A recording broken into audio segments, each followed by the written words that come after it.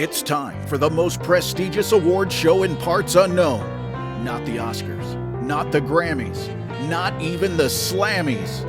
It's time for the first annual TWPYS, a celebration of the best in pro wrestling in 2021. Here is your host, the man with the most pathetic wrestling shirt collection on the show, Brian Christie. Hey, thanks a lot, voice guy. I thought my shirt collection was improving. Come on now. Whatever, though. It is the 2021, the TWPYS. I am your host, Brian, and all four members of the program are here. Our votes are in, and we will be honoring and celebrating the absolute best of professional wrestling in 2021. But before we get to the awards, it is time for, I guess, like our pre-award show red carpet. You know how they always do okay, that makes sense, yeah. The reporters they ask the actresses, like, who are you wearing? We have to find out, what are we wearing? What are you wearing? What are you wearing? What are you wearing today? What are you wearing? What are you wearing? What are you wearing today? I'm wearing a suit today. I put it on Facebook. I said when I planned this out that I'm wearing the suit, the bow tie, the whole nine, dressed to the T's from head to toe. Not quite head to toe. I'm wearing sweatpants, but from what you can see, I'm dressed pretty damn well.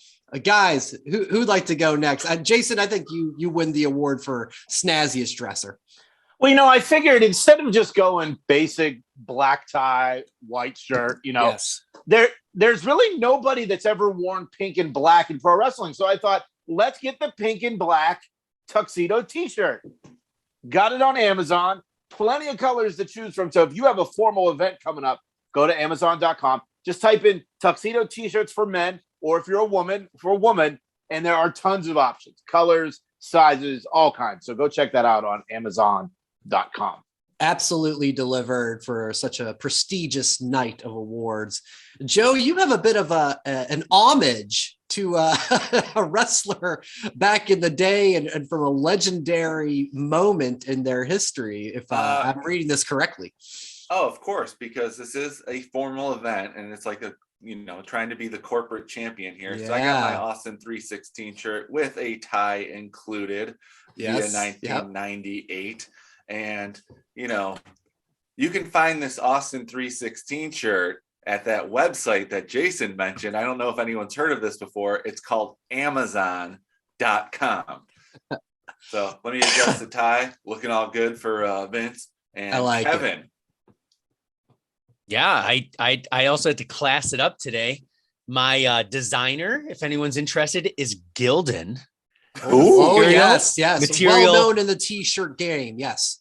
Almost a silky cotton, 100% soft to the touch cotton. I'm also sporting the sexy tuxedo t-shirt, red bow tie. And this is something that has been part of your wardrobe for years. You actually gave myself and Joe and the other groomsmen tuxedo t-shirts to wear before your wedding.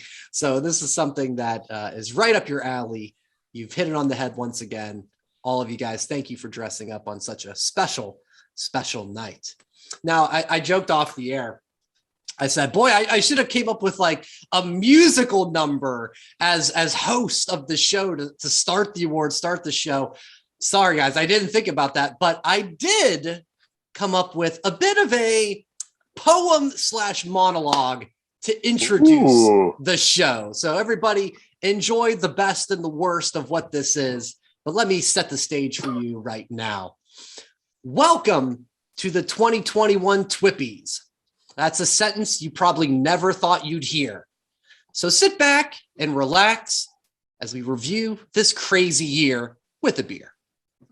Wrestlers started the year performing in front of no fans, yet they delivered on entertaining us as best they can. Such big moments this year for Lashley, Omega, and even Shane McMahon. Don't forget Edge, Daniel Bryan, or rather Bryan Danielson, Britt Baker and Thunder Rosa. They left no doubt that the bar had been raised for women's wrestling with Lights Out. WWE gutted their roster with cuts of both women and men. Shockers like Bray Wyatt, Keith Lee, and Braun Strowman. Yes, I just rhymed men and man. Are you guys getting genius vibes from this on this one, right? I'm going to say more Dean Douglas. Okay, yes. Okay, I'll take that. Your buddy Troy Martin. Indeed. Fans were in for a treat as even more wrestling was offered, like Rampage and Dark Side, where we learned about Flair's helicopter. Ooh. Yeah. There's no doubt wrestling in 2021 was never in a funk. Hell, after 7 years, we got the return of CM Punk. Wrestlers like Hangman and McIntyre, they always put up a great fight. Pat McAfee was hilarious. Jim Ross even called it WWE Dynamite. Of course, there were rough moments that caused us fans to say bullshit, like the end of Blood and Guts, when Jason said Jericho fell into a ball pit. But the great moments were all special. It was easy to see, like Bianca over Sasha, proving she was the EST. Nice. Tony Khan, he signed practically everyone. You could say he was like a thief. And what a year from Roman Reigns, the true tribal chief. Jason and Kevin, they got to go to SummerSlam. No shows for Joe and Brian, but that all changes soon for me because GCW is carving the Harpos and I'm going to the moon. So let's look back on. I know I added a word. That didn't rhyme, but go ahead. But that all changes soon. GCW is coming to Harpos. I'm going to the moon. There we go. So let's look back. More time. Let's look back on 2021. It certainly went by fast, and we appreciate all of you listening to the first year of That Wrestling Podcast. Yeah, not bad. A few hiccups, but still good. I give it a 4-star match. Men and men don't rhyme, but whatever. Yeah, it has. Oh, shit. I forgot one more line. It says, Orange Cassidy sucks. The end. All right, there we go. Thank you. I thought you were going to say, fuck you, Jay. Thank you. Yes. That's awesome. All right. So I think we've had our fun here. We're ready to get into how this all took place. So for how the winners were determined, in the spirit of our That Wrestling Podcast, the 5 count, each of us 4 guys were to list our top 5 performers in each of the category. Now, each position was assigned a point number. So first place was given 5 points. Second place, 4 points. Third place, 3 points. Third place, 3 points. Fourth place, 2 points. Fifth place, 1 point. I then tallied up the point totals from all 4 of our ballots to determine the overall rankings. In the event of a tie in any of the places, the wrestlers are going to share that ranking. Now then, let us begin with the first award for the first annual TWPYS.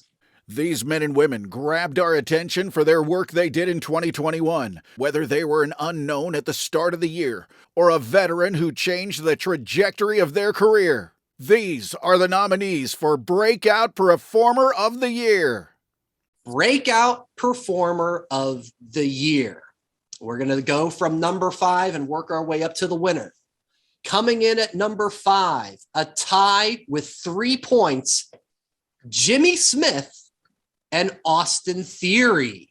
Ooh, okay. Number 4, a tie for 4th place, Pat McAfee and Cameron Grimes with 7 points. At number 3, your new NXT champion, Braun Breaker. At number 2,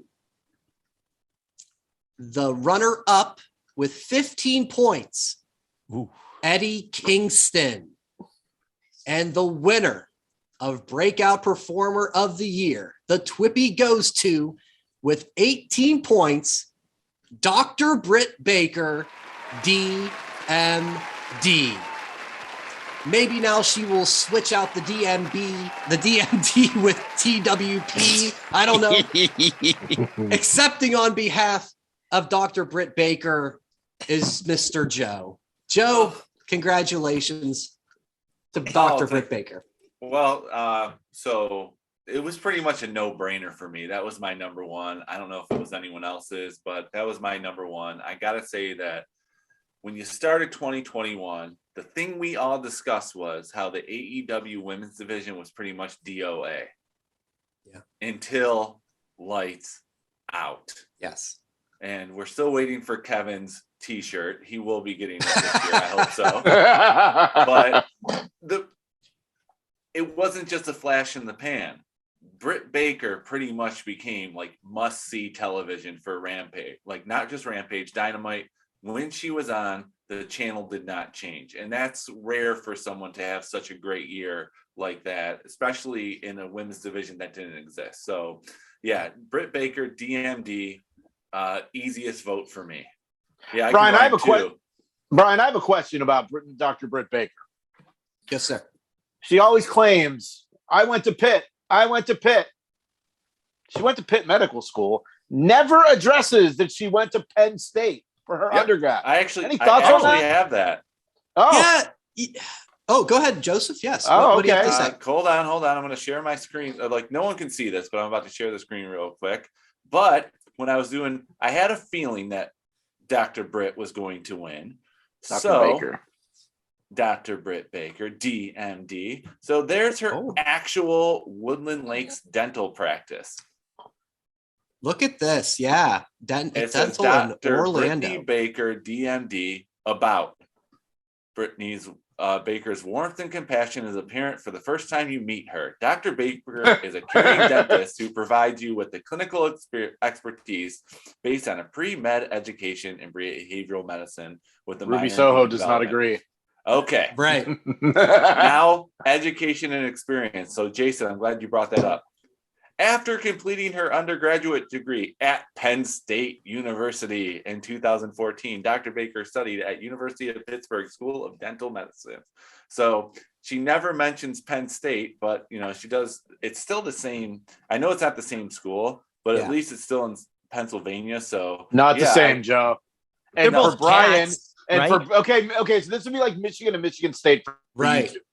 Right. This is not the same Penn State. And Brian, the only time she mentions Penn State is when they put her on the field. Yes. Yeah. She was at a game in the fall and she was so proud to wear the blue and white. And I'm going to need that's a resolution for her, from me to her for 2022. I need her to steal a phrase. I need her to acknowledge Penn State a little bit more into her past. But it's experience. where she did her undergrad. It's not where she went to medical school. So it's like, Brian, I know how you can do that.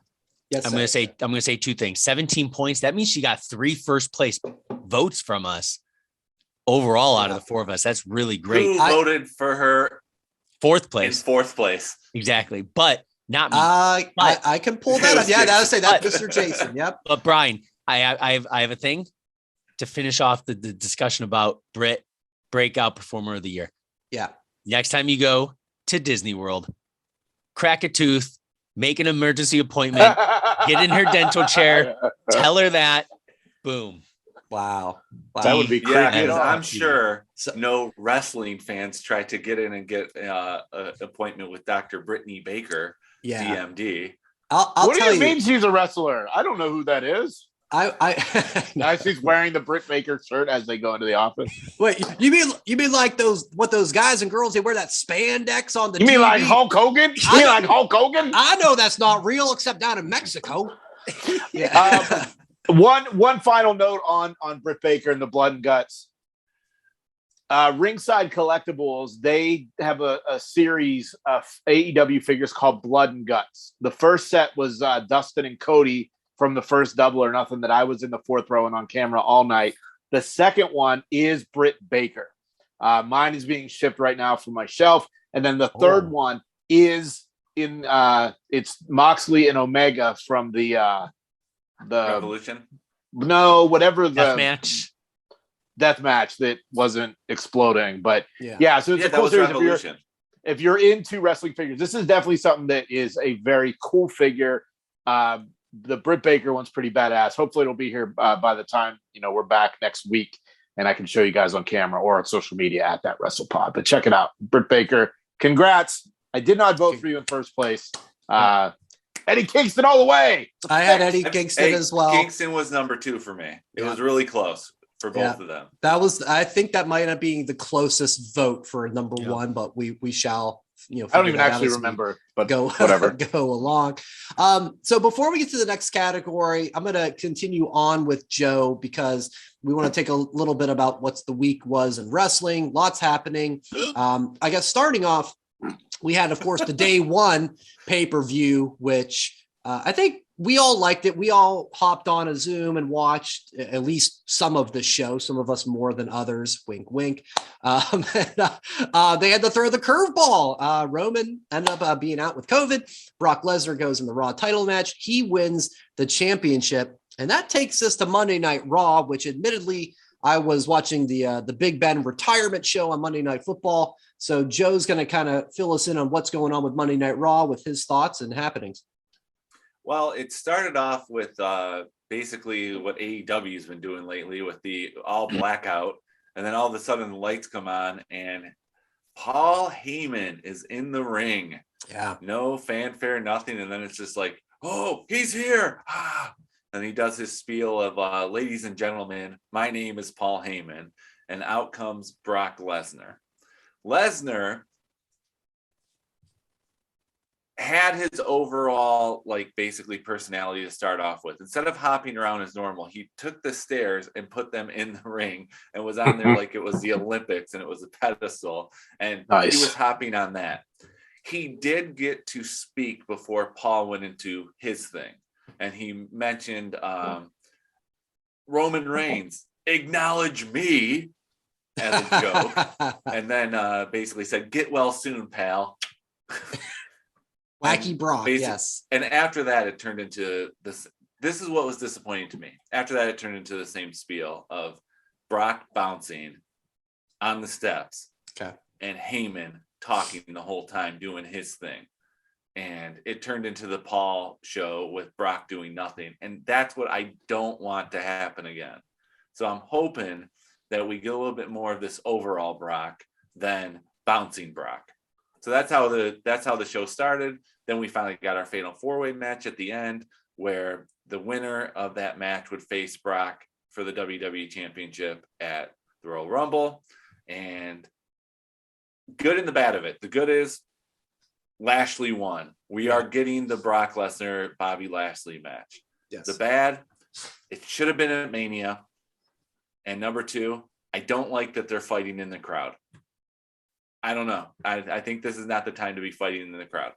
Oh, well, it's funny the match itself. Okay, got it. Yes. It's funny you bring that up because in recent weeks, WWE did away with mandatory testing for their talent. And the one person that cannot afford to get COVID because of the leukemia is Roman Reigns. And look what happens 2 weeks after testing stops. He gets it. Yeah. This isn't a political stance. Fucking get a vaccine, wear a mask all the time, get tested regularly, regardless of what you do. Because when the biggest star in this company who can't afford to get COVID gets COVID, that's a problem. And I can remember Roman, God, I mean, maybe was it SummerSlam or maybe Money in the Bank with Edge, where they had a part where him and, again, whoever the opponent was in the crowd, and he put on a mask. You guys remember that? Yeah, he even put the mask up and beat the shit out of whoever. I mean, he's obviously doing the precautions like you mentioned, Jay. But you can do all that and you can still get it. Joe, my question for you with Paul being back with Brock, are we thinking, and now that they're moving in with him and Lashley, are Brock and Paul the face, the good guys? Or is Paul such a dick that it's like, what seems to be the reaction? Where do you think it's headed? I think it's going to be Paul and Brock are, I guess, the good guys because you still have Lashley and MVP. Right. So this is really just going to be Paul versus MVP on the mic. While the two guys who can show personality are going to be in the background. Because they don't need to speak. We saw in that 8-minute match, the little glimpses when those two were in the ring. It was like the whole time when we were watching, we were just like, I got to see this match. Yeah, there's a buzz. I got to see this match. When he put him in the Hurt Lock, I'm like, I got to see this match. It's got to happen. So I'm happy it's happening. They're not dragging it out anymore. I just wish it would be, their first meeting would be at Mania, not the Royal Rumble. Agree. Yeah, I'm fine with you. I mean, the Rumble is huge. It's still a great spot. It's not Backlash, but yeah, Mania. I think. Do we want to talk Rumble at all right now, or do we want to wait a couple weeks? We'll wait. I think we wait. Oh, yeah. Okay. We got. You just got fourth place on that. We 3 first places and a fourth on that vote. And by the way, Roman maybe should go back to wearing the mask because it would be similar to Glacier. Look at that. Glacier special appearance during the TWPY Awards. Wow, my goodness. Still didn't get that frame or the Britt Baker shirt. Way to go, Kevin. Yeah, hey, time is money, right, Kev? you know that more than anybody. All right, hey, let's move forward, guys. Our second TWPY Award, which is... Our apologies to a certain tribal chief, but it's time for the boys to reveal who truly was the head of the table in 2021. These are the nominees for Male Performer of the Year. Now, guys, for this one, the ties were all over the place. So instead of listing like 11 wrestlers for 5 places, I'm just going to say this first 3 wrestlers, they tie for 5th, 4th, and 3rd. Okay. And you can put them whatever order you want. I'm skipping 5th place. They're all tied. They're going to be 3, 4, and 5. Tied with 5 points. Matt Cardona, Bryan Danielson, and Bobby Lashley. It's a good group. And Jason, you can put Cardona at like 11, but really he's number 5 or 4 or 3, right? Okay. Well, they're not going to explain it, but then explain it to make a joke. That's like the Lucha Bros coming out to save Pillman, going to the back just to come back out for their match 2 minutes later. That doesn't make any sense. They're all tied. They're all tied, and I didn't want to list a million other wrestlers. But it's 11, not a million. Yeah, and never millions. Still. All right. So tied for 2nd place, 6 points. MJF and Kenny Omega. Good. And the winner of the TWPY for Male Performer of the Year goes to Roman Reigns. 20 points, a clean sweep of first place. Accepting on behalf of Roman Reigns, here's Kevin. That is a respectable score right there. Actually, the tie 3, 4, 5 was very, very nice collection. Yes. No tie for 2 makes sense, but number 1, it was very cut and dry. And I'll say a few compliments to the tribal chief that we all acknowledged in that vote. The man was on fire. Yeah. Truly, all year long, we just think of what he was. And we always think of suffering succotash, right? And I remember exactly where I was because I was on a work trip in Columbus, Indiana, at a La Quinta, watching that, drinking beer inside the hotel room, watching that promo. And I'm just like, what is going That's very specific. Yes. Now you see to where he is. This is the difference. We just talked about Brock a little bit. Brock's okay on the mic. Roman has evolved on that mic. Mm-hmm. That is the best thing. And in the ring, never been bad in the ring. The man has evolved, not just into a mega superstar deserving of Male Performer of the Year, but on the mic. Amazing. He's very well deserving of that award. I think my top 5, I'm just going to run down, not any particular order. Were you supposed to do that? 4. Yeah, we weren't. 4. No. 4. They don't do that at the other award shows. 4 of the 5. I'm just saying 4 of the 5. My votes were very well respected. Sorry, Meryl Streep. You finished 5th. We're on there. And if someone's going to start playing that song, tell me to wrap it up. Bro. Wrap it up. But I'm very, very proud. Go ahead. To accept and acknowledge, just like we all did, Roman Reigns totally deserved. You know, I think the mic work improvement has to be his work with Paul Heyman. Oh, for sure. I mean, look, when he came back, he was a badass. But it wasn't until that camera panned over a little bit and saw him sitting next to Paul Heyman that it just went to another level. I really want that Rock Roman at WrestleMania in LA next year. But shit, I'll be in Texas in 3 months. Let's put it there too. I You're getting greedy.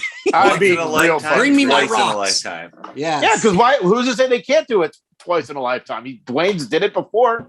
Oh, Maybe it'll be Tech Nine musical guest, and The Rock will do his little one verse rap for WrestleMania this year for you. Well, when he was in Dallas at 32, he came out with a giant fucking flamethrower. That's lit right. his name on fire and said that, you know, the attendance record, like 108,000 people or whatever that was. So yeah. anything's possible. Anything is possible. I don't know if you've seen the clip of The Rock. He was at a red carpet recently and they were playing that rap song. And I don't know if it was on a phone or on a boombox. No, a girl was singing it on the red carpet. A girl was yelling it. That was and then he turned around and started, singing his part too. So ever the entertainer, that Dwayne. He can do it all. But yes, Roman Reigns, I think we all agree. Yeah. What a year. What just on fire the entire year. Well-deserved winner of TWPY Male Wrestler of the Year. Let's take another break from the awards. Let's get to NXT. Oh boy. All right. We got a lot to talk about. New Year's Evil thoughts first off. All right. So Tuesday night, they had their New Year's Evil show. Go a quick rundown. Carmelo Hayes, he unified the Cruiserweight Championship and the North American Championship. By the way, did any of you guys see the next day Malcolm Bivens on Twitter with his tribute to the Cruiserweight Championship? Pull it up. He did a tribute to it to I'll Be Missing You by Puff Daddy. It's hilarious. It's so good. Please find that. Riddle and MSK, they defeated Walter and Imperium. Mandy Rose, she keeps the championship in the triple threat. And Braun Breaker, your new NXT champ. I thought maybe second only to Cody bashing the little makeshift throne at, what was that, All Out? No, it was a double. It was at the first double or nothing. I couldn't remember. In the fourth row and on hard cam the whole night. I thought that was so lame. And Braun comes out and kicks the pre-cut yellow X and splits it in half. I'm like, Jesus Christ. Well, I kind of liked it. I hated it. I liked breaking free from the chains and kicking the old X logo. I mean, I would not be surprised if next week there's a new NXT title. And I'm all for it. Okay. Yeah. I am all for it because this was a match I really enjoyed. Yes. Like, I might buy a Braun Breaker shirt. That's how much I enjoyed this. Yeah. It was just awesome. I'm waiting for him to have and I don't remember if he had remember the Steiners had like airbrushed singlets? Mm-hmm. I don't remember if Braun Breaker had those when he first started, but I think maybe an airbrushed singlet or go like Rick Rude. Too bad Rick Rude isn't his dad. He could have the NXT title airbrushed on his singlet. That'd be pretty sweet too. Mandy Rose flying in on an helicopter's big time. For a minute, I literally said, "Wait, is she supposed to be flying this thing?" And then they showed she was the passenger. It would have been more baller if she was supposed to be flying the helicopter. My goodness. And, you know, Imperium losing to MSK and Riddle, I'm okay with it because apparently, and I don't know if this is, you know, with Royal Rumble season, Walter's apparently done with NXT UK. Yes, I saw that. So I don't know if that, you know, he could be, you know, at NXT for a while. I don't think he fits the 2.0, but maybe we get Walter at the Rumble. And then a story I heard today, and Brian, you confirmed because I sent it in the group text. Jeff Hardy was supposed to be the shaman for MSK and have a run in NXT, which I thought was kind of cool. But somebody in the text said that they like it better with Riddle. Yeah, that was Kevin. Yep, 100%. But it does make a lot of sense with Jeff Hardy being there too, because they were looking for the tag team guru. And so much of the just acrobatics that those guys do. Yeah. Right. But I think the Riddle connection totally works too with just we're young guys and obviously we're smoking a little smoke. Yeah. So I think it makes sense. But Jeff Hardy would have been a perfect fit, I thought too. So you're higher on Riddle with MSK than higher with Hardy with MSK. Kevin is, right? Yep. Oh, I'm just put it this way, I'm stoned on it. All right. Lucy. Yeah, but no one gets higher than RVD. Yeah, RVD would have been a fun one too. That's enough. I think when MSK was in Impact, they did something with RVD because they did that bit on like the '70s show where they were like sitting in the treehouse and like the camera would be on one, and then they would swing it to going around the circle. So a great night for the brand on Tuesday. It was a really good show, top to bottom, and then Wednesday. You hear about releases. We had some talent releases, Timothy Thatcher, Danny Burch, and a lot of behind the scenes. Road Dogg, of course, Jesse James, Road Dogg, and William Regal, which, my goodness, the response on Twitter from the wrestlers of just showing support, how much they're going to miss him. Holy cow. I did not expect quite that much. I knew he was very well revered. We will miss I'm not even going to do it justice, but the War Games line. Joe, do it. He could do. Joe, do Joe it. can do it.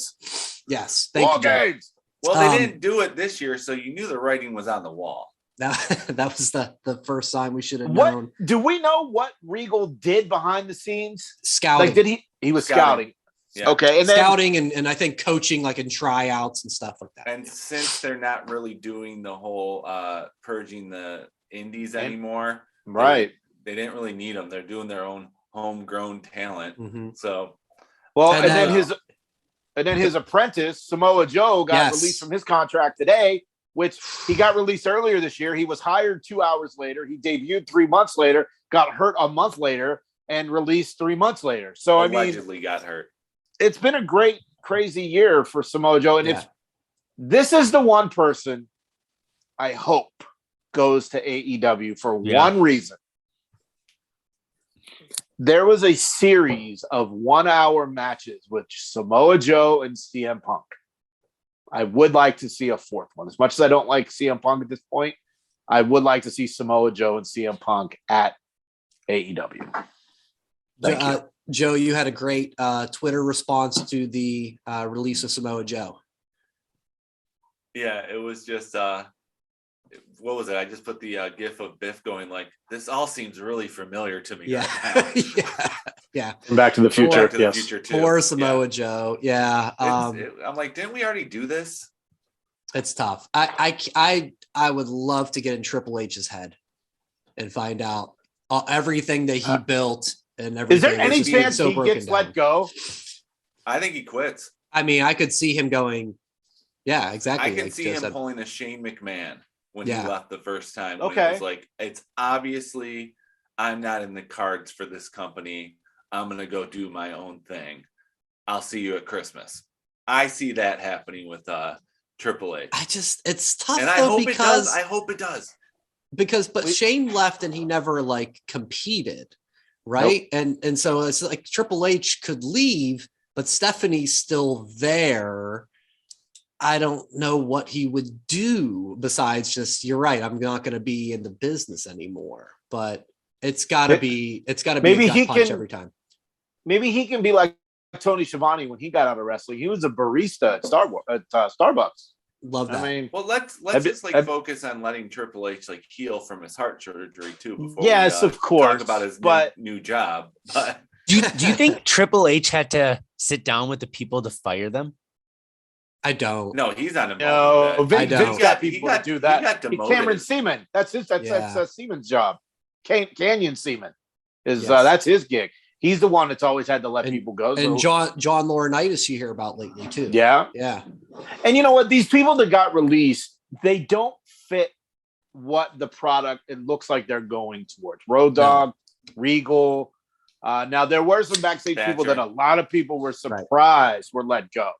But like the Thatchers and the Birds, they just don't fit. They don't fit. So, I mean, look, best in future endeavors or whatever that saying is, but I loved what NXT did Tuesday night. As far as the releases, like I always say, if you're going to get released, now is the time because there are so many places to work. Exactly. So many places to work. Yeah, change is the name. Change is the word, I should say, for NXT for sure in 2022. All right, let's get to the third TWPY Award of the year. Our apologies to Zelina and Charlotte. It's time for the boys to reveal who was the one true queen of wrestling in 2021. These are the nominees for Female Performer of the Year. In the words of Val Venus, hello, ladies. Here are the results of Female Performer of the Year. In 5th place, you guys ready for this one? 5th place with 4 points, Dewdrop. Should have been higher. Brian's Jason's number 2 vote. Jason's number 2 vote. Yep, we'll get to that. It was. Tied for 4th place with 6 points, Charlotte Flair and Becky Lynch, or as Joe, even in his email vote, put, she who should not be named. No, she who shall not be pinned. There it is. Hater. Loving it. 3rd place with 7 points, Sasha Banks.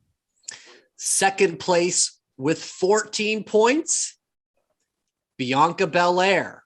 And that leaves us with the winner of the TWPY for Female Performer of the Year with 20 points, Dr. Britt Baker, DMD, the first ever 2-time winner. Whoa, 2-time winner. The TWPYs. And accepting the award on behalf of Dr. Britt Baker is me. We've already discussed quite a bit. What I thought the voting showed was, I think there was a very inconsistent year for the women, other than Bianca and Britt. Sasha was gone for a while. You know, she didn't show up at SummerSlam. You know, and she was kind of gone for a little bit. Charlotte missed WrestleMania, if you guys remember. Becky just came back at SummerSlam, so she was gone for half of the year. But I think Britt, for her, like we said, Joe, I think you said it very well. You know, she really just put herself on that pedestal of somebody that you don't want to miss. I think her issue, and it seems like it's starting to change, is just not having good competition.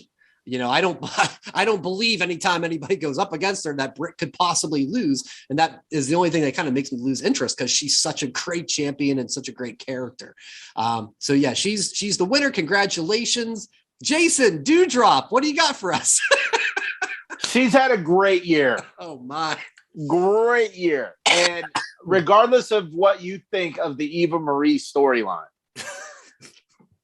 she fuck you guys. I hope you all Hey, Jay, Dewdrop some more knowledge. I know. The TWPYs are going to commercial break. The work she's done with Bianca Belair. Oh, is that the wrap up? And I don't know. Fuck you guys. Fuck you guys. Go ahead, Jay. Floor's yours. When Dewdrop wins the title at WrestleMania this year, you can all kiss my ass. She's gonna defeat Ronda Rousey for the title, right? And Lacey Evans. Yes. Triple threat. She's gonna win the Royal Rumble. Yes. But seriously, I really like the Dewdrop character. The name, it needs to be a better name, but the work she did with Bianca is solid. It shows she can work.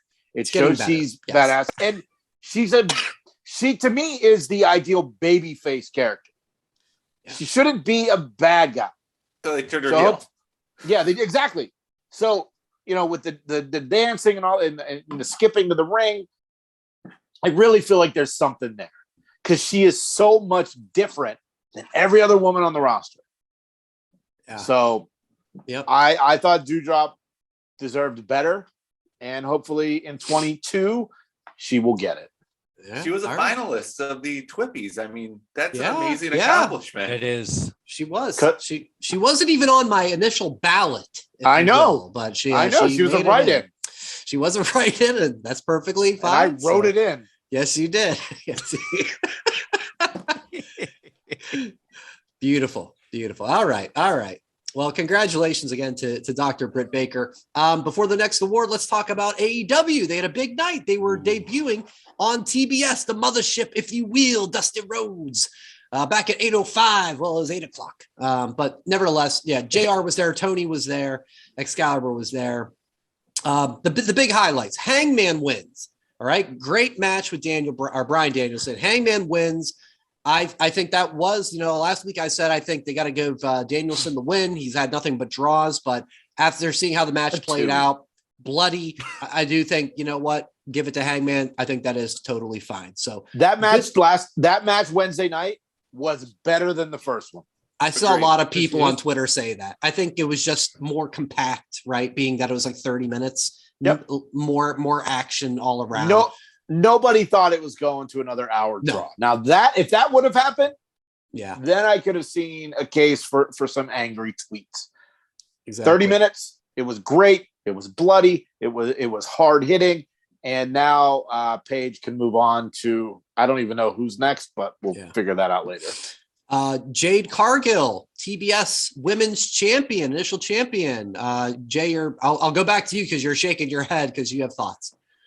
I've never been a fan of Jade Cargill. She looks awesome. She can't talk. Her work has a lot to be desired. Now, you had mentioned earlier about Britt Baker. You don't believe anyone's going to beat Britt Baker. Right. Jade Cargill looks like she could beat Britt Baker. Agreed. I hope that never happens. I feel like they should have given it to Ruby because essentially Britt is a heel. Ruby Soho, ultimate babyface.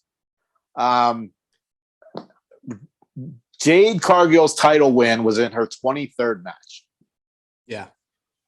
Should have happened. I don't know if anyone noticed, but Ruby was coaching her through that finish. Yep. Because Jade on was the trying ropes. to get her to the top rope, and Ruby was just like, no, let's just do it now. Just do it now, because she wasn't able to get her footing. And this is was supposed to be her moment. Mm-hmm. And Ruby's the one who basically controlled that match from beginning to end. She should have won. I got scared on that. I got scared on that move. It looked like it could have been botched. Yeah, I like Ruby in WWE. I really like her in AEW. I didn't like her in WWE, but I love her in AEW. Brian, about a month ago, you sent me a link to Ethan Page's vlog. The payoff happened this week. Ruby had to go to Buc-ee's, the Buc-ee's onesie. Go look up Ethan Page's vlog. If you're not watching already, you should be. This was the payoff. So, Joe, Kevin, about 2 months ago, there was a fight of Sheetz versus Wawa versus Buc-ee's. Convenience store gas food and experience. Yes. Ruby was all about Sheetz, and Ethan Page was all about Buc-ee's. And then some of the roster was about Wawa, which was an Eastern PA thing. So they made these shirts where the Buc-ee's logo, they made it to be a Ruby Soho t-shirt. And then the Sheetz logo, they made an Ethan Page t-shirt. They ran for 2 weeks on Pro Wrestling Tees, and whoever made the most money had to go to the winners. The loser had to go to the winner's convenience store. Right. All the money went to charity, which was awesome. I think they raised like $5,000, which is great, for St. Jude. And this week's video, the vlog, as Ethan Page calls it, they went to Buc-ee's. It is so fucking funny, Brian. Go watch it because I know you sent me the link. During the course of the contest, they started calling Ruby Soho Rue Beaver because the Buc-ee's logo is a beaver. Yeah. And when they were go watch the vlog. Oh boy, yeah. They got spotted in Buc-ee's. Someone yelled Rue Beaver, and I'll leave it at that. So, oh man, a quick story related to that text that I sent you with that link, Jay, because Jay and I are big Sheetz guys. Oh, love Sheetz. I sent this to Jay, and meanwhile, it was during work. I was on a work call, and we were talking, about whatever the case. And my work is nonprofit fundraising, right? And I said, hey, I will send you the link to whatever we were talking about. Oh, no. I sent the link to the Ruby Riot Ethan Page thing. And as soon as I did, I went, oh, my God. And I immediately said, disregard. I have another link coming. And I didn't feel like I was like, oh, you gotta be kidding me. But I didn't feel too bad because it was a fundraiser thing. Yeah, it was technically, yeah. So yeah, like if somebody would have called me on it, I would have been like, I'm looking at fundraiser ideas. Like, look what these two did. I was like, all right. Woo! So that's fucking funny. That is awesome. Yeah. That was a tense moment though, for sure. At least it wasn't Jade Cargill's serious potential P-lip. I'm telling you, I haven't gone back and looked, but I saw. Kevin, you haven't, because that's normally your thing. No, I said fourth in. Had to look. That's all Joe. No. You guys did the not it. Yeah. Yeah, I did the Cochran events of he who smelt it dealt it. So Brian had to do it, and I did the Brian Christie. Nah, I'm good. I said it. I'm good. Look, I saw what I saw, guys. I saw what I saw. My one critique about that, they kept on going back to the daughter, and the daughter wasn't like going crazy. She was just like, believe me. And Jay's a bad but it like and she's a. Jason said it. Yeah, go ahead. Yeah. Kate is the heel. Who gives a shit about her kid? She's not even supposed to like her kid. Yeah, you flip it around and be like, oh, her daughter's happy. Like, if Rue Beaver had a kid, then you put that kid on. Yeah. Jay doesn't even like her own kid. And then to end the night, we have new tag champs, which is exciting as far as it was the Lucha Bros, Jungle Boy, Luchasaurus. But the biggest story that came out of it was the table spot where Ray Phoenix's arm, when I went and rewatched it, it's not supposed to bend that way. I was like, my God, I missed that live. Knowing that that it ended up being a title change, I was like, what a stroke of luck that this guy clearly is going to be on the shelves. Phoenix did say today that he didn't break his arm. It's dislocated. So he said he'll hopefully be back in a couple of weeks. So it sounds like he dodged something incredibly serious. That was the end of the night. Kevin, I know you were excited about the title change. I was definitely Jungle Boy. When I think about it now, I'm like, man, why didn't I throw some votes on Jungle Boy for Breakout Performer of the Year? But I was all in on that match. Like, it was fast. There was a lot of. I remember JR at one point. He was just like, man, they're all in the ring. They won't just let two guys go at it. And then, like, I think it was Ray Phoenix and Jungle Boy, like, they were all holding hands, and then they ran to the ropes, jumped off, did the flip, and then the arm drags. And then it's like they knocked out, and I think it was Excalibur saying, well, there you go. You got what you wanted. Now it's only two guys in the ring. I'm happy for Jungle Boy. Like, Luchasaurus, I like him. He's a talented big guy, but I'm so pumped. Jungle Boy, they showed his family. Yes. Looking happy. That's what you want to see. I hope it's nothing short term. I would like to see them go for a long title reign, but this is my one big but. When they do lose the titles, I want to see Jungle Boy solo. Go after some individual solo titles. And I think that's gonna be his evolution, because honestly, he's so good. So good. All right, so I'm going to run off some talent here. SCU, the Young Bucks, FTR, the Lucha Bros, Jurassic Express.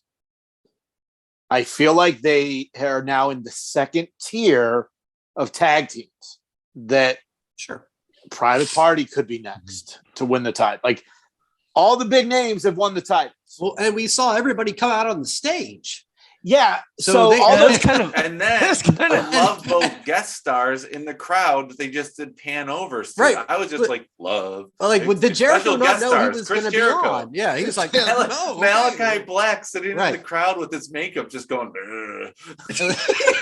yeah, Santana and Ortiz, not together, separately. It did make sense. It did not make sense at all. But much, like Kevin said, I hope this goes for a few months. I imagine it'll go until the end of March, Revolution, and then, whether they retain or they move on. But yeah, Jungle Boy, one of the pillows, according to JR, one of the pillows of AEW. I don't know what's going to happen. I was surprised. Like I said, I on Twitter last night, Brian, you responded. I had a few questions about that main event. Are they the Lucha Bros or the Lucha Brothers? Is Christian the new Marco in Jurassic Express? And why did they come out, the Lucha Bros, to save Pillman, to go in the back, just to come back out to their entrance song? I don't know. And then the lights went out for no reason in that match. And then, the lights went out. Everybody thought that was going to be the debut of Brody King. Yeah. Didn't happen. Yeah. I don't know. And maybe now that they're, Phoenix is injured, it might not be a payoff for a little while. We'll see. Yeah, great idea. I like the idea of what they were trying to set up after the match of like, wow, they're going to have a million contenders, but I thought the execution probably could have been a little bit better. Santana and Ortiz should win the titles next. Heard it again. It's more than okay to deserve that. Absolutely. Let's now find out. Let's move on to our fourth TWPY. The category is... Whether it was headlining WrestleMania or breaking ground with the Lights Out match, women wrestling had a huge 2021. Let's find out who the nominees are for Female Match of the Year. Coming in at number 5 with 5 points, the Women's Royal Rumble. It was won by Bianca Belair. I got some t-shirts out of it. Works for me. Number 4 with 7 points. Charlotte Flair and Becky Lynch at Survivor Series. Number 3, we have a tie with 8 points. Lights Out, Britt Baker and Thunder Rosa, and Hell in a Cell, Bayley versus Bianca Belair. Number 2, with 11 points, the NXT Women's War Games match. And at number 1, again, 20 points, first place on all 4 of our ballots. The winner of the TWPY for Female Match of the Year goes to Bianca Belair, Sasha Banks, WrestleMania Night 1. Accepting the award for Bianca and Sasha, Jason. What a great main event for Night 1 of WrestleMania. I thought it was interesting, the crying before the match started, but big moments. Whatever. This could be the main event for the next 5 years, and I'd be okay with it. Yeah. With the Rumble coming up soon, there's a good chance Belair wins. Maybe to go against Becky to get back for what happened at SummerSlam. Sasha Banks, she missed SummerSlam, which Kevin and I were at, and Joe and Brian chose not to go to. Yeah. And then hasn't really been that relevant since. I appreciate Joe's negative nodding. I mean, the hookup that I had that got us the tickets. Yeah. I mean, you guys really missed out. You really missed out, Kevin. I'm right. We talked about them the whole night, how bad they missed out on not choosing not to come to SummerSlam in August. In Brian's defense, Pittsburgh and Detroit preseason week 3 was on that night. That is something. When you had the Pittsburgh Steelers facing the Detroit Lions in week terrible 3 towel right preseason, there for you. Yeah, you don't miss that. You clear your schedule. Clear your schedule. Yeah. So that is a once in a lifetime event. I'm about to. Well, it's actually every August. Right? You know me too well, Joe. Yeah. No, it's once a summer. It event, happens. They It play happens every occasionally. It happens occasionally. What do you got, Kevin? What's up? I was gonna say I'm about to cry through laughter, like Sasha was crying in the beginning of the match. One thing, yeah, you mentioned Bianca was crying. Maybe not liked it, or Bianca. I loved it. Brian was 5 feet away from me in my living room drinking beers. And we were watching it happen. I was like, I liked Bianca's emotion in that match. Did you cry too, Kevin? I did. I shed a cry. I'm shedding a tear right now, just thinking about that awesome time we had at SummerSlam. You're shedding a tear at how fucking funny I am. Get out of here with that. There are some good matches. I was glad. Yeah. I don't remember who, maybe you, Joe, had put Bayley, Bianca, Hell in a Cell high up. I don't remember for sure, but I had to go back and watch that because I think I said it on last week's either the show or even off the air that, this past year was kind of a pre-crowd and after crowd, and the pre-crowd, pre-audience kind of gets lost in the shuffle because it's just we all knew it wasn't as good, right? But that match was awesome. The way they worked some things, especially with like Bayley working Bianca's hair and everything, that was really good. So I was glad to see that made 3. I initially had Britt and Thunder Rosa at number 1. But I did go back and forth, and I watched some clips of Sasha and Bianca Mania, and that was just so good. Where did Dewdrop and Eva land? In the, other receiving votes somewhere, somewhere at the bottom. They had 4 points because you put them at number 2. Yes. Oh yeah. Wow. All right. Let's see here. We're gonna move on to our next award. Let's see. We are at award number 5. This year, excellence in the ring was at a surplus. It had it all. Dream matches, Iron Man matches, unsanctioned matches, and everything in between.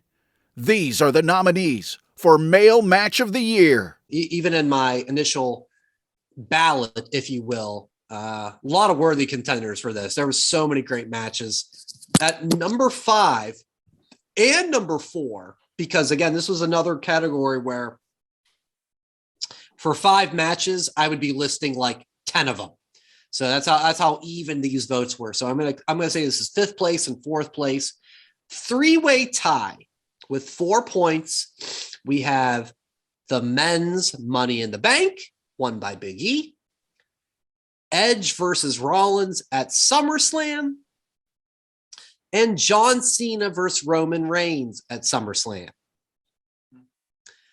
3rd place, 6 points. We had Cesaro versus Seth Rollins at WrestleMania Night 1. In 2nd place, we have a tie, 8 points, between the Lucha Brothers and the Young Bucks at All Out. And Kenny Omega versus Bryan Danielson on Dynamite. And in 1st place, again, 20 points, a clean sweep. 1st place for the TWPY for Match of the Year goes to Walter versus Ilya Dragunov at NXT TakeOver 36. Joe, you are an excited man about this one, so I'll let you kind of give the thank you speech for Walter and Ilya Dragunov. Greatest match ever. Match ever. It's one of those instances where they have the sequel where you're like, there's no way it can be as good as the first one, and it was better because it told a better story. I'm gonna speak for myself. I'm guessing you guys are thinking the same way. I did not expect Dragunov to win. No. I thought it was Walter. There's no way he's going to lose. He's going to come to the States. He's going to come to the Capitol Wrestling Center. He's going to do some chops. He's going to destroy. And Walter will stand. And he did not. And that's what told the great story. It was one of those times where, and it's rare, you're surprised in wrestling. And that's a good thing. And that's why, still months later, it's still the match of the year. And good luck topping it for 2022. You know what's not surprising about Walter and Dragunov? The fact that I told you clowns for 3 months to watch the first fucking match, and none of you ever did. I did. And then when you finally did. Calm down. Yes. Calm down. Yeah. Well, it was so good. It was so good. I tell you cool shit, and you guys just blow me off. Well, it's part of the reason why we all voted the rematch. You did vote for Dewdrop. And you also did say that Bianca and Sasha could be the main event for years to come. But you didn't say Bianca and Dewdrop should be main eventing WrestleMania. Because we weren't talking about that. We were talking about the match. There could be multiple this year. Main events. There could be. It's 2 nights. Yeah, too that's big true. for one night. That's true. CM Punk's world, there's 4 nights, and you get buy one, get one. Well, that fucker he got shook when MJF brought up that he never main evented WrestleMania. Yeah, that was fun. Was shook. That was fun. That was fun the other night. So, do you guys know the deal with the buy 3 get 1 free situation? Wasn't it a Madison you buy Square 3 tickets, Garden get show? 1 free at Madison Square Garden? Yes, because they do the holiday tour, and normally they do it in LA and New York. but they did SmackDown here December 10th. So they weren't going to come back for a house show. So the buy 3 tickets, get 1 free. That was at MSG, I think a day or two before Christmas or maybe right after. So that's what that was about. But MJF shook Punk when he mentioned that he's never headlined at WrestleMania. But Piper did, yes. Yeah, that was definitely a smile of going, shit, you got me. That was good. Maybe I'll be a contender for match of the year in 2022. All right, time now, guys. The final award of the night. Tell the people, voice guy, what is our final TWPY award? He has a name, Brian. His name is Darren. Darren, the voice guy. Professional wrestling is about moments. These moments had the guys popping big time, sometimes even out of their chairs. These are the nominees for Moment of the Year. Helping us out on this award is the Randy Orton Wobble. It looks like Shawn Michaels. I'll go to the papers if I have to. Yep. Hello, Randy. Thank you. Yeah, you know it's him though with the tattoos. My 5-year-old Harper that you know from the pic, she loves this. My 2-year-old Fiona is terrified of 3 foot tall Wobble Randy Orton. You need to teach them. You need to teach them both to refer to it as Randy. Randy. All right, so the final category, final award of the TWPYs is Moment of the Year. Wrestling is about moments. This, I would say, is the most coveted TWPY of the year. So here we go. At number 5, with 5 points, Vince McMahon opens WrestleMania. This was the first show of the WWE he had with fans. Vince comes out. The whole locker room is on the stage. Vince gives the big speech. Was it a big speech? Where the hell you been? No. That was the first SmackDown with crowds. That was the first SmackDown with crowds at the arena. Okay. Yeah, no, I had that as a write-in. That Joe did a write-in of where the hell you been, and I did not include that on my ballot because I thought, that was a moment, but it was not the moment. All right, so that's number 5. Number 4 at 7 points. CM Punk, we just referenced kind of the previous CM Punk and MJF's promo battle. The initial one was it was an absolute masterpiece of promo work. That's number 4. Number 3 with 9 points. Kevin and Jason, you were there. Brock Lesnar's appearance at the end of SummerSlam. Number 2 with 11 points. This made Jason get out of his chair. Adam Cole's appearance at All Out. And at number 1, the TWPY for Moment of the Year with 17 points. Look in my eyes.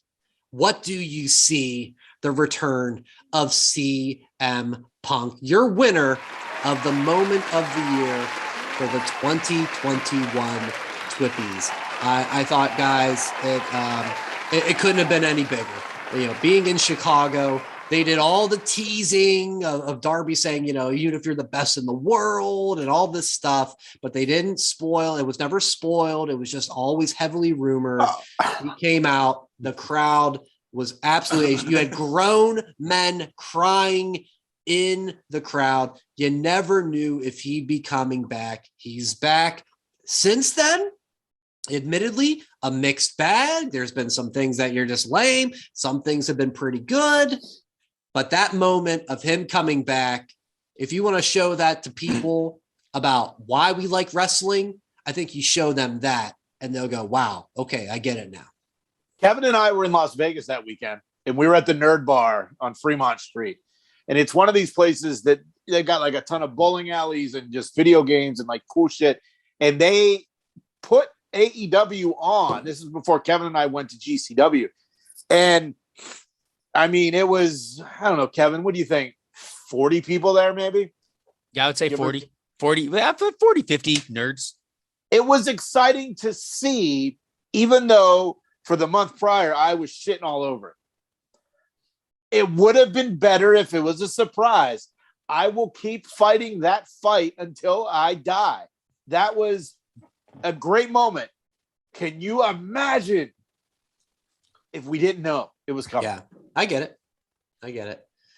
Yeah, you're absolutely right. And I totally get the AEW Tony Khan side of we want the rating. We want the people to see it, So I get it. I get both sides of it. Jason, looking at your list, that was number 3. You had Brock number 1. You had Adam Cole number 2. You had them at number 3. Kevin, you had the Punk MJF promo at number 1. Yeah, I love your top choice. Yeah, CM, I think, was actually, I'm looking at my right now. Yeah, I put that number 1 and then Return of Punk 2. Yeah. Yeah. And Joe and I were in lockstep. We had CM Punk returns. Well, it wouldn't be a list without, I think Kevin just wanted MJF to win one something award this year. Yeah. But unfortunately, he did not. I mean,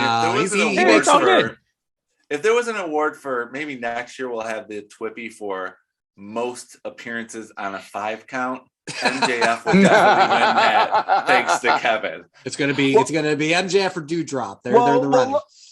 For me, when Brock came out, Kevin can attest, I jumped out of my fucking chair. Yeah, I was sick that weekend. I wasn't feeling well, but that got me out of my chair. You all can attest it. All outside at Brian's house when Adam Cole came out. That was more exciting to me than Danielson showing up, than CM Punk fighting, or Ruby Soho wrestling that night. Those were that's why I voted where I voted, because the moments it can get me out of my chair, much like Cody Garbrandt getting knocked out at UFC 269, it's it's those types of moments that get my votes. Yeah, and Joe, I put them together as one vote. You did put down the end of All Out. I took your votes and I added it to Adam Cole's total. I thought split it. Both of them coming out really made that ending. It did. It did. Yeah. Because Jason, think about it. The end of All Out, Adam Cole came out first, so you were already out of your seat. So of course you can't get any higher when you were already surprised about Adam Cole. If it was reversed, I would have been okay. That's cool that he's here. But when Adam Cole came, because I told you guys all day, I was more hoping for Adam Cole than anybody else. So and the rumor and innuendo was Daniel Bryan has signed with AEW. And I didn't necessarily think he'd be there that night. There was rumors that maybe the appearance was going to be at the Grand Slam show at Arthur Ashe Stadium. So that was I think a month later. So it was a little surprising when I heard the music, and his music comes with that Flight of the Valkyries. Yeah. You went, okay. Not surprising. It's coming. It's happening. It was still cool, but I still had a little bit, and that's me being okay with doing spoilers, unlike some of you. Nevertheless, but Joe, explain your second place. Explain. I heard that second place voice for Vince asking where the hell you've been. That was your second place. What was the thought process there? Because it was short, sweet, to the point, and it was it certainly was. It wasn't about just Vince coming out and saying, "Where the hell have you been?" It was about the moment that fans were there live for the first time. Yeah. It makes who remembers anything really from the Thunderdome anymore? It was nice, but how dare you? When it was nice. I'm like, the Thunderdome was a great idea. And Thunderdome rules. What it was, yeah. But that's why I had that as number 2. It wasn't just about Vince coming out, which was hilarious. And I did predict, because before that show happened, everyone was like, McIntyre comes out first. Lashley comes out first. Yes, we did. I said, who's coming out first? I think that was WrestleMania. WrestleMania. But it was also SmackDown too. That too. Yes, both. Too. I don't remember the SmackDown chat, but I know Mania. We talked about that. Yeah, but I think one person said Ronda Rousey comes out first, but whatever. Did not. Anyway, it was. I said she was coming out 3 days after she had her baby to stand on the apron. Yeah, SmackDown was going to open with, "I don't give a damn about my battery." But no, it was. That's why the moment was for me, because it wasn't Vince giving some heartfelt speech. It wasn't. Yeah, it was Vince being grumpy old man. He might as well have said, "Get off my lawn." That's what made it for me. I'll accept that as exactly what it was. For me, I think at here we are 2022 and these moments it's what happened in 2021. There's nothing that does get me more excited than hearing No Chance in Hell. That when that music hits, I get so amped. Like there's just something about it. And when the chorus hits of "'Cause you've got," I'm literally like, "'Cause you've got no chance." Like it's my moment. It really is. I believe that. Yeah. Because Kevin, you've been to concerts with Brian before, right? Yeah. Joe, have you been to concerts before with Brian? I don't think so. I don't remember. I don't think so. Okay. So Brian, when Brian and I first met in 2001, which is fucking crazy, we went to one show right before I moved for my first full-time gig. Brian, it was Non-Point and Papa Roach. Okay. At Metropole. Yep. Okay. So I didn't really get the full grasp of Brian at concerts. A couple years later, I was living in Ohio with my girlfriend, then now my wife, and we went to Metallica in Columbus. Yeah, we did. And the concert was cool. The highlight, Brian, we were sitting at a bar watching the Steelers and the Colts. We did. Oh, that's right. Yeah, this was great. This was great. What a moment. Talk about moment of the year. This was moment of the year. This could have been moment of like 2006. Yeah, exactly. Yeah. Listen to this. We're sitting at the bar in Columbus and the Steelers and Colts are on. And I'm like, you know what's going to happen? There's going to be a flea flicker. The very next play was a flea flicker. It happened. It actually happened. I couldn't believe it. But the reason I asked the question about Brian at concerts, Brian and I had floor tickets, standing room for Metallica. I had never seen Brian like this before. Like singing and pumping his fists and just, I was blown away. I'd never seen that side of Brian before. We saw Hell Yeah with him. His bachelor party. Yep. That's after Metallica. That was after. That was that was like 7 years after. But dude, I can believe you yelling "No Chance in Hell." Yeah. And your wife like, what the fuck are you doing? It's so we're gonna wake the girls up. Yeah. Yeah. So I don't know. I've watched WrestleMania with them, and it always goes back to when Shawn kicked out of Undertaker's tombstone at WrestleMania 25. Brian ran around Buffalo Wild Wings like he was on the Maury Povich show, and they said, "You are not the father." He just got out of his stool and went, So when I get into it, because he got into it. He's like, he kicked out of the tombstone, the fucking tombstone. And that was the year before you went to Phoenix, right, Brian, for Mania? Yes. Yeah, that was Mania 25. And got your car towed at the Fozzy concert. Oh yeah, that's a story for a TWP extra. I think do a whole podcast on that. On what happened with that. But yeah, so like that's why wrestling is fun. Yeah, we're all obviously we're into it. If you're listening to this, you're obviously into it. We all have our moments of why and things that get us moving. Like I said, Brock and Adam Cole got me out of my chair this year. Brian loses his shit for No Chance in Hell. Yeah. Joe, you're Joe. I don't know what, gets you going. But like, it was just, and Kevin, screw you. I'm here for the ride.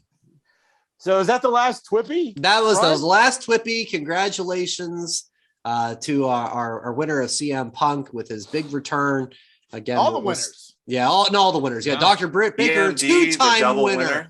My goodness, a two-time winner. I can't wait to see her with her TWPYs coming up on Rampage and Battle of the Belts. I think is Saturday, right? Tomorrow night, yeah. She'll be kicking those out. Kevin, you have to set your DVR because I know. I know. You got to set it separate. It's a new separate recording. Yeah. But this one is on TNT.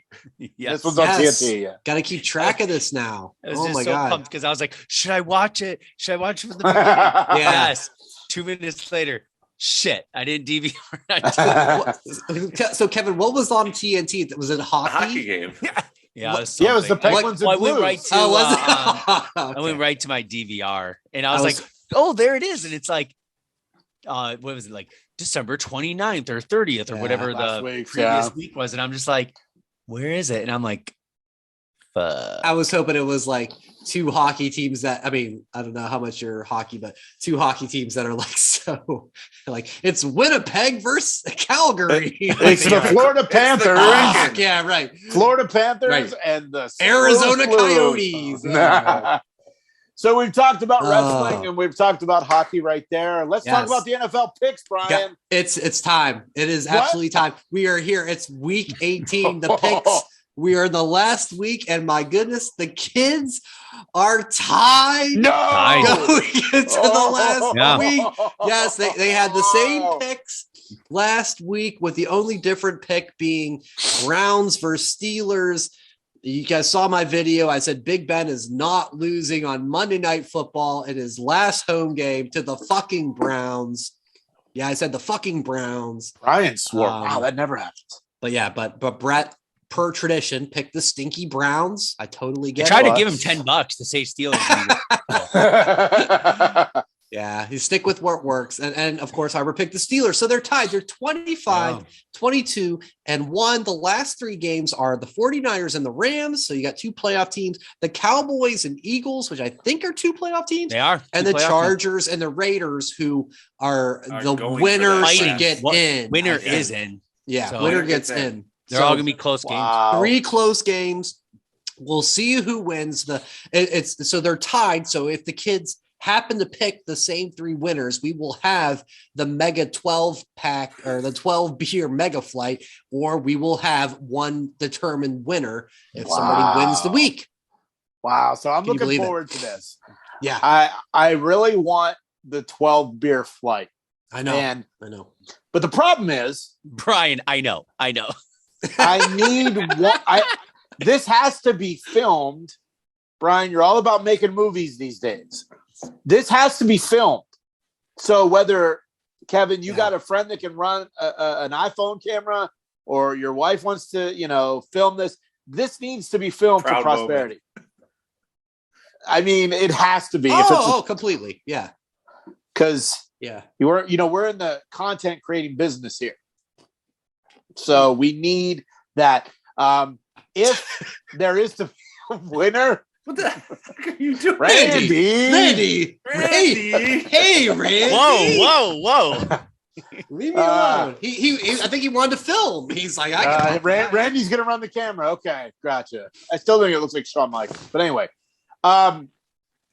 So when is the last game? Is it the Sunday night game? Sunday night. If they tie, we potentially could do the mega flight the day after GCW, maybe. On the 15th. Okay, January 15th. Okay, cool. Now, do you guys have beers selected, or is it just a random? Or it would have to be Brian gets 6 randos. I would get 6 randos. And most likely, I would bring one of you needs to have a Rolling Rock. Rolling Rock. Rolling Rock, Bud Ice, Coors Light. No. Come on. Red Dog. Come on. Is there Bad Frog still? Is Bud Ice still around? I've had Bud Ice in Texas. I don't know if it's still here or not. God. But before we wrap up the show, and I know I'm not the host, but I have an announcement to make. Yeah. After this, I believe, is episode 44. I am leaving the show. Moving forward, Brian is going to be the host, and I got some stuff going on, so I felt that for the betterment of the show, Brian will be the host. And I know there's somebody somewhere that is cheering right now. This motherfucker's leaving the show. Well, fuck you, because I'm going to be on the show. I'm just not the host anymore. Moving forward, Brian Christie is a new host of That Wrestling Podcast. I will be on almost every week. May not be every week, but Brian has been promoted to the host of That Wrestling Podcast. Randy Orton may or may not be a part of the show, but so I will not be here next week. But moving forward for our Royal Rumble preview, I will be back on the 20th Yeah. Well, let's see. We got next week is next week. Yeah, you might be right. It might be the Rumble preview. I don't know. Brian, do we have to wear a tie every week now that you're in charge? Because no. We'll go back to our business casual wrestling t-shirts. I feel like a banker in this. Wait, Brian, are you going to pay us? Because that cheap bastard never did. Nope. Oh, wait, I didn't know that was part of the deal. Hey, that's all the time we have for this week. My goodness. Where's our t-shirt royalties? Yeah, really. No, thank you, Jason. As Kylo Ren said to the crushed mask of Darth Vader, I will finish what you started. I am honored to be taking over as host. What a great lame moment that is. Thank you guys. No, seriously, the TWPYs. Thank you guys all so much for taking. Oh, there he is. There's Darth Vader in the flesh. Random. Look at that. Wow. Thank you, Joseph. Curb stomp it. I will finish what you started. That's a moment of the year for 2022. All right. Thank you for the look back at 2021, the TWPYs. Appreciate it. Of course, check out all our socials at That Wrestling Pod. No, it's at That WrestlePod. What, That Wrestling Pod? We changed the name of the show. Not Wrestling Pod, That WrestlePod. I give you the big announcement that you're going to be taking over, and your first act is to get the socials wrong. The new host, Kevin. Take it away. Welcome to the MJF Hour. We're better than you, and you know it. That would be an improvement over what's to come, for sure. Oh, yes, at That WrestlePod. Whatamaneuver.net for your shirts and their Twitter for PWT bashing. Continue on with that. It's all happening there. Thank you guys so much. Enjoy wrestling. We will talk to you next